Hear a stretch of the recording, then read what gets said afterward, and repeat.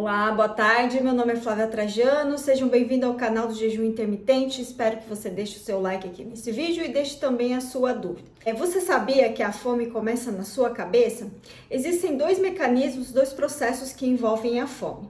A primeira fase é a cefálica e a outra fase é a gástrica. As pessoas pensam, que a fome é sinônimo do estômago vazio, mas nem sempre é assim. O que é uma resposta cefálica? É uma resposta fisiológica inata e aprendida que prepara já o trato gastrointestinal e o processamento e a digestão ideal dos alimentos ingeridos. Você sabia que só de pensar em um carboidrato, pensar naquele bolo que você adora, você já começa a salivar e na sua saliva já começa a ser secretada uma enzima chamada amilase, a enzima responsável pela digestão do carboidrato? Então, o trato digestório já se prepara para aquele alimento só de pensar naquele bolo. O mundo de hoje, nosso cenário de hoje está repleto de várias possibilidades de vários alimentos super palatáveis. Muitos desses alimentos nem sempre são ingeridos quando você está com fome, mas esse processo de repetição, toda vez que você come esse alimento, você ativa uma resposta no seu cérebro chamado centro de recompensa. Fazer daquele alimento só de pensar e só de lembrar daquele alimento.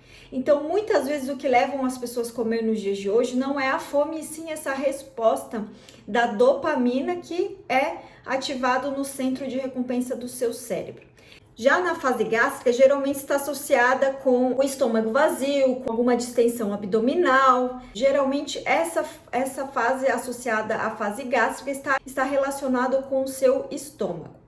Durante a ingestão de alimentos, os sinais gástricos entram em ação também. Juntamente com a saciedade sensorial, que é quando você sente o seu alimento sendo digerido no seu estômago, após o término da refeição, é provocado principalmente por sinais neurais e hormonais, como a distensão do estômago. Então, está relacionado com o volume da comida, a quantidade e o peso da comida e a liberação de colecistocinina, CCK.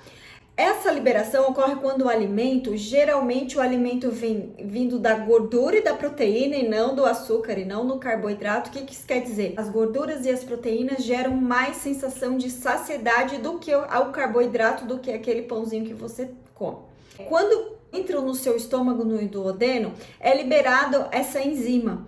Acredita-se que aumenta a saciedade o efeito da distensão do estômago através de um processo hormonal também. É importante ressaltar que a combinação de sinais cefálicos e gástricos é crucial para a regulação adequada da ingestão de alimentos, ou seja, você precisa combinar esses dois fatores para você se sentir saciado. Mas por que eu estou falando isso? As pessoas estão muito ligadas no dia de hoje com os horários das refeições e o tipo de alimentação que elas ingerem durante essas refeições. Por exemplo, você começa o seu dia comendo pão, tomando café com açúcar ou um bolo ou até um suco cheio de açúcar. Ou seja, você está dando ao seu corpo um alimento cheio de carboidratos, onde vai aumentar a sua insulina e pode aumentar a resposta da sua fome. Ou seja, 3-4 horas depois você vai estar com muita fome. Então essa fome ela vai ser constantemente ativada devido a um processo hormonal que foi liberado através da insulina. Lembra que eu falei daquela enzima, daquele processo quando você come gorduras e proteínas, ocorre um processo diferente. Comendo alimentos ricos em proteínas e gorduras, você não ativa o aumento desenfreado da insulina, ou seja, a sua resposta da fome ela vai ser mais atrasada, você vai demorar mais tempo para se sentir faminto, mesmo comendo as mesmas quantidades de calorias. Então, as calorias, elas são importantes, mas elas não são o conceito fundamental. Se a gente pensasse na fome somente com o estômago vazio, algumas pessoas praticam jejum de 2, de 3, de 4 dias ou até mais dias. E muitos relatam que a partir do terceiro dia a fome ela fica simplesmente oculta. Ou seja, 3 dias sem se alimentar, o estômago completamente vazio, somente com o suco gástrico e com os líquidos que você ingere durante o jejum, você fica completamente sem fome. Ou seja, a fome é um misto de fatores hormonais, de densidade de nutrientes e também de comportamentos aprendidos ao longo da nossa vida. Hoje, como a nossa sociedade demoniza o fato de você pular uma refeição, porque a gente foi ensinado que é quase sagrado ter que fazer todas as refeições, e com esse medo de sentir fome, as pessoas comem além da saciedade ou comem mais vezes ao dia com medo dessa fome chegar, ou seja, elas nem esperam essa fome e já se alimentam. Então, por isso que a gente hoje vive uma crise de obesidade, onde esses alimentos muito saborosos, eles sempre vão nos despertar a memória, a nossa atração, o fator sensorial, o sabor, e se a gente sempre for levar em consideração esse aspecto do comportamento, essa memória